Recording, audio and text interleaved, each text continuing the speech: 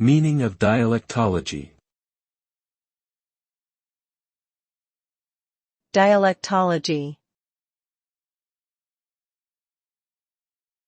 Dialectology. Dialectology. Dialectology. Dialectology is the scientific study of dialects, which are regional or social varieties of a language. It involves analyzing the linguistic features of dialects and their differences from standard language.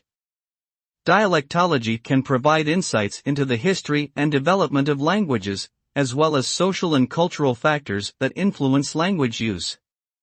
Researchers in this field collect data through fieldwork, interviews, and recordings, and analyze it using various linguistic tools and methods. Overall, dialectology plays an important role in understanding the diversity and complexity of human language.